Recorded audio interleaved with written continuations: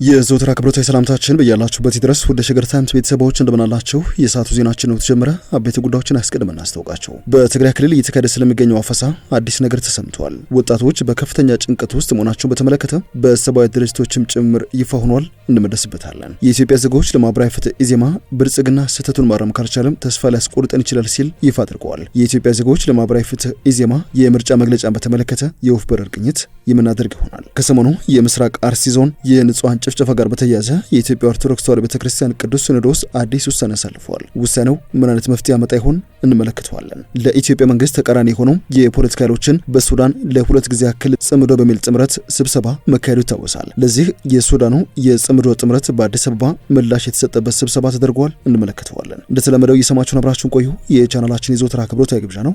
ወደ ቀዳሚ ጉዳያችን እናምራ።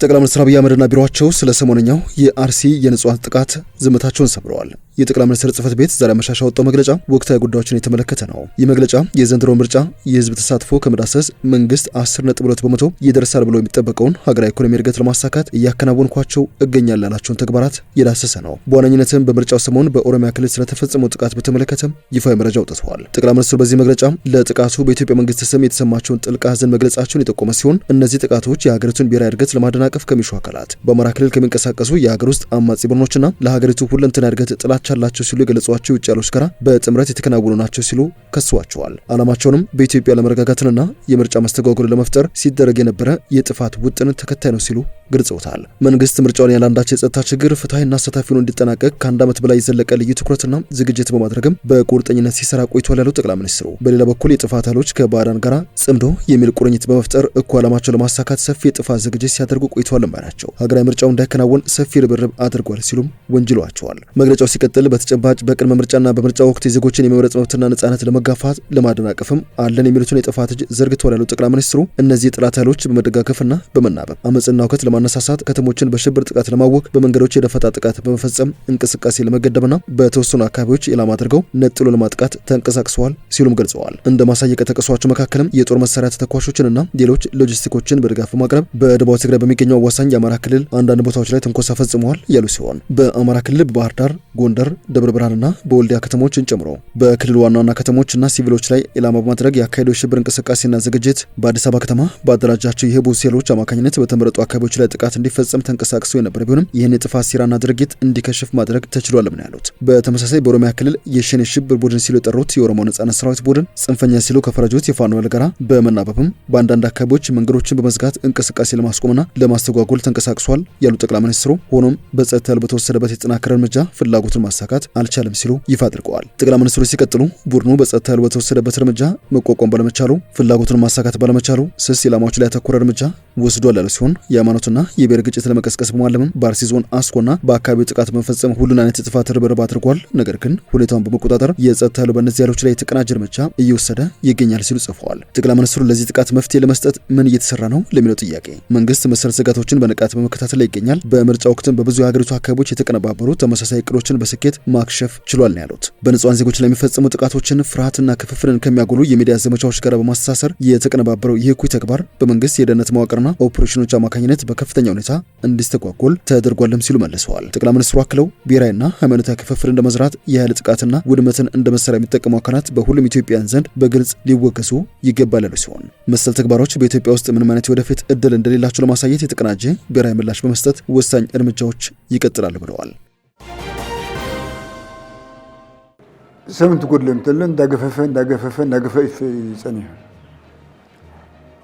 እዚያ ዝበት ልምዶ ሻዕቢያ ተመሄሮም ጽምዶ ናይ ጽምዶ ውጽኢት ያዝ መስልና አነ ይህ የቀድሞው የጦር ኃይሎች ጠቅላይ ኤታማዦር ሹም ጀነራል ሳሞራ የኑስ ከሰሞኑ ለመንግስታዊ ኤቢሲ በሰጡት ቃለ ምልልስ የትግራይን አፈሳ ያወገዙበት የተቃወሙበት ንግግራቸው ነው። ጀነራል ሳሞራ ይህ ወጣቶችን ያለ ፍላጎታቸው አፍሰው ወደ ጦር ግንባር በማገድ ከሻዕቢያ የወሰዱት ልምድ ነው ሲሉ በትግራይ ክልል እየተካሄደ የሚገኘውን መጠነ ሰፊ ወጣቶች አፈሳ ተቃውሞታል። እነዚህ ሰዎች የትግራይ ህዝብ ይብቃው ማለት የሚጀምሩትስ መች ነው ሲሉም ይጠይቃሉ። ቅድሚያ ለሰብአዊ መብቶች ኢትዮጵያ የተሰኘው ድርጅትም በትግራይ ክልል በስፋት የተካሄደ ነው ስለተባለው አስገዳጅ ውትድርና ምልመላ ዘመቻን በተመለከተ ባወጣው ሪፖርት ወጣቶች ከምልመላ ለመሸሽ ቤቶቻቸውን እየለቀቁ ውጭ ላይ እያደሩና በዘመዶቻቸው ቤቶች መካከል እየተዘዋወሩ እንደሚገኙ ነው ያስታወቀው። በዚህ ሪፖርት መሰረት የትግራይ ባለስልጣናትና የአካባቢ መዋቅሮች በአንዳንድ የክልሉ አካባቢዎች ማለትም በአክሱም፣ ባድዋ፣ ሽሬ፣ አዲግራት፣ መቀለ፣ ውቅሮና በማዕከላዊ እንደዚሁም በሰሜን ምዕራብ ዞኖች በሚገኙ ገጠራማ ወረዳዎች ውስጥ አስገዳጅ የምልመላ ዘመቻዎችን አካሂደዋል ሲል ገልጸዋል። ይህም ለ2 ዓመታት ከዘለቀው አስከፊ ጦርነት ገና በማገገም ላይ በሚገኙ ቤተሰቦች ዘንድ ከፍተኛ ፍርሃትን ፈጥሯል ብለዋል።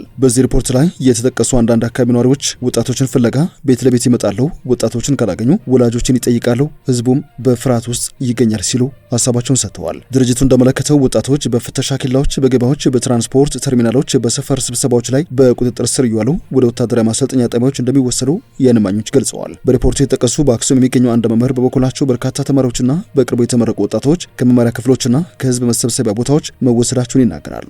በማዕከላዊ ዞን የሚኖር አንድ ቤተሰብ ታሪክን ያካተተው ሪፖርቱ ልጃቸው በአካባቢው ባለስልጣናት እርሱን ፍለጋ በተደጋጋሚ ወደ ቤታቸው መጣታቸውን ተከትሎ ከአካባቢው መሸሹን ጠቅሰዋል። ዘመዶች ለሪፖርቱ አዘጋጆች እንደተናገሩት ወጣቱ ለውትድርና እንዳይመለመል በመፍራት በቤት ውስጥ ማደር ካቆመ ሳምንታት የተቆጠሩ ሲሆን በገጠራማ መንደሮች መካከል እየተዘዋወረ እንደሚገኝም ጠቁመዋል። ሌሎች የዓይን እማኞችም በርካታ ወጣቶችን የጭነት መኪናዎች ይዘዋቸው ሲሄዱ አይተናል፣ አብዛኞቹ በገዛ ፈቃዳቸው ይሄዱ አይደሉም ሲሉ ተናግረዋል። ቅድሚያ ለሰብአዊ መብቶች ኢትዮጵያ የተሰበሰቡት ምስክርነቶች ምልመላው በፈቃደኝነት ላይ የተመሰረተ ሳይሆን አስገዳጅ ስለመሆኑ እንደሚያሳዩ ገልጸዋል። ተቋሙ ገለልተኛ ምርመራ እንዲደረግም ጥሪ አቅርበዋል። እነዚህ ግኝቶች ይፋ የሆኑት በትግራይ ክልል የፖለቲካ ውጥረት እየጨመረ በመጣበት በዚህ ወቅት ነው። በቅርብ ሳምንታት ውስጥ የምልመላ ዘመቻዎች ተጠናክረው የቀጠሉ መሆኑን የአክሱምና የአካባቢ ነዋሪዎች ገልጸዋል። ቤት ለቤት የሚደረጉ ፍተሻዎችና ወጣቶችን ያነጣጠሩ እስሮችም መኖራቸው ተሰምተዋል። በክልሉ የሚንቀሳቀሱ ተቃዋሚ ፓርቲዎች ዘንድ ቅሬታ የፈጠረው ጉዳይ ለተባበሩት መንግስታት ድርጅት የጸጥታው ምክር ቤት፣ ለአፍሪካ ህብረትና ለዓለም አቀፉ የሰብአዊ መብቶች ድርጅት ግልጽ ደብዳቤ እስከ መጻፍም ያደረሰው ውሳኔ ወስነዋል። የትግራይ ነጻነት ፓርቲ፣ ሳልሳይ ወያኔ፣ ባይቶናና ስምረት የተባሉ ፓርቲዎች በተመሳሳይ የሰሞንኛውን የትግራይ ወጣቶች አፈሳ በተከታታይ የተቃውሙ መግለጫዎችን ያወጡ ፓርቲዎች ናቸው። የሰዓቱ ዜናችን እንደቀጠለ ይገኛል። ወደ ሌሎች ጉዳዮቻችን እናምራችሁ። የኢትዮጵያ ዜጎች ለማህበራዊ ፍትህ ኢዜማ ብልጽግና ፓርቲ ስህተቱን ማረም ካልቻለም ህዝቡን ተስፋ ሊያስቆርጥ ይችላል ሲል ዛሬ ከሰዓት ባወጣው መግለጫ ይፋ አድርገዋል።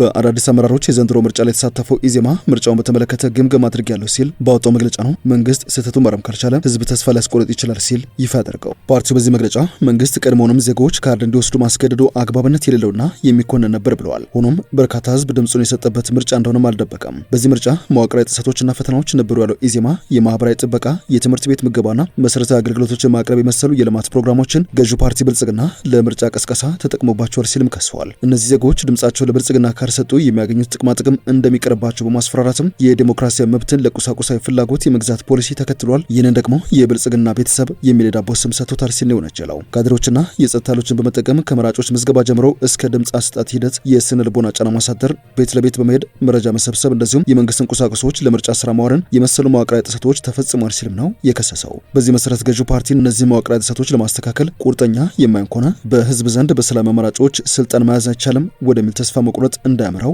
ያሰጋልን ባይ ነው። ከሰላማዊ ትግል ያፈነገጡ አማራጮችን በማበረታታት ሀገራችንን ወደ ሌላ ሊቀለበስ ወደማይችል ቀውስም ሊከታት እንደሚችል ላፍታም ቢሆን ሊዘነጋ አይገባም ሲል አሳስበዋል። የኢትዮጵያ ዜጎች ለማህበራዊ ፍትህ ኢዜማ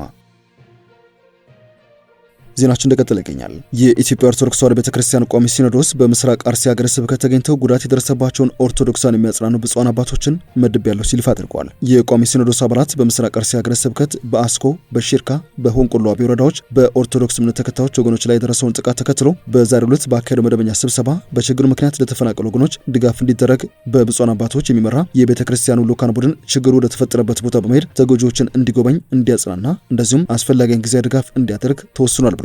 ቋሚ ሲኖዶሱ በጠቅላይ ቤተ ክህነት በኩል በሚቋቋም ኮሚቴ አስተባባሪነትን በተፈጠረው ችግር ምክንያት የመቃጠል አደጋ የደረሰበት ጥንታዊ የጠላታ ቅዱስ ገብርኤል ቤተክርስቲያን እንዲያሰራ፣ ከቀያቸው የተፈናቀሉ ወገኖች በቋሚነት ወደ መኖራቸው እንዲመለሱ፣ በሀገረ ስብከቱ ዳግመኛ መሰል ችግሮች እንዳይፈጠሩ ጥናት አካሂዶ ከመፍትሄ ሀሳብ ጭምር የሚያቀርብ አብይ ኮሚቴ ተሰይሞ በአስቸኳይ ወደ ስራ እንዲገባ ተወስኗል ባይ ነው። በትናንትናው ዕለት በምስራቅ አርሲ አንዳንድ ወረዳዎች የተከሰተውን ችግር ተከትሎም ብፁዕ አቡነ ሳይሮስ፣ ብፁዕ አቡነ ዲዮስቆሮስ፣ አቡነ ጎርጎሮስ፣ አቡነ ቀለሜንጦስ፣ አቡነ ማርቆስ፣ አቡነ ሕርያቆስ፣ አቡነ ፊልጶስ፣ አቡነ ገብርኤል፣ አቡነ ኤልሳ ከፌዴራል ሰላም ሚኒስቴርና ከኦሮሚያ ክልል መንግስት ከፍተኛ የስራ ኃላፊዎች ጋር በተከሰተው ችግር ዙሪያ ውይይት ማድረጋቸውን የቅዱስ ሲኖዶሱ መግለጫ ይፋ አድርገዋል።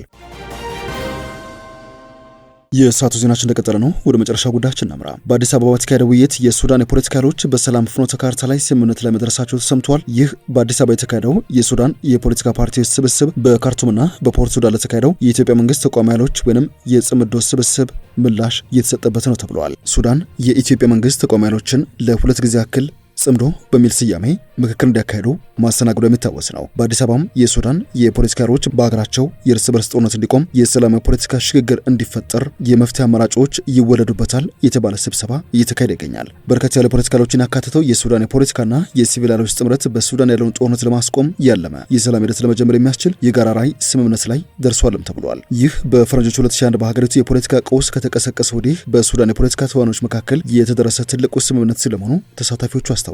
ይህ ስምምነት ይፋ የተደረገው የተባበሩት መንግስታት ድርጅት፣ የአፍሪካ ህብረት፣ የአውሮፓ ህብረት፣ የአረብ ሊግና የምስራቅ አፍሪካ የልማት በይነ መንግስታት ባለስልጣን ወይም ኢጋድ ባካተተው የአምስት ጥምረት አስተባባሪነት በአዲስ አበባ ከተካሄደው የምክክር መድረክ በኋላ ነው። ፍኖተ ካርታውን ካጸደቁት ወገኖች መካከል የሱመድ ጥምረት፣ የዲሞክራሲያዊ ብሎክ፣ የአረብ ሶሻሊስት ባዝ ፓርቲ ኦሪጂናል፣ የፖፑላር ኮንግረስ ፓርቲ፣ የብሔራዊ ኡማ ፓርቲ እንደዚሁም በርካታ የሲቪል ማህበረሰብ ድርጅቶች፣ የሴቶች ቡድኖችና የወጣቶች ማህበራት ይገኙበታል ተብሏል።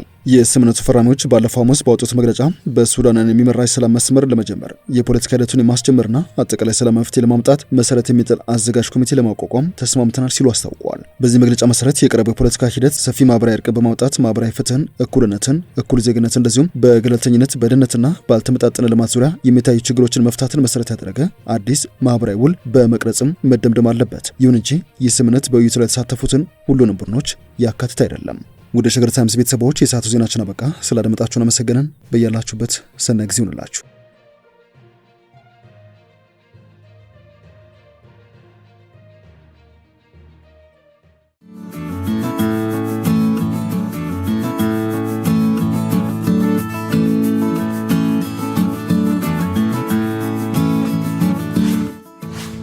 ሸገር ታይምስ ሚዲያን ሰብስክራይብ በማድረግና ደወሉን በመጫን ይከተሉን።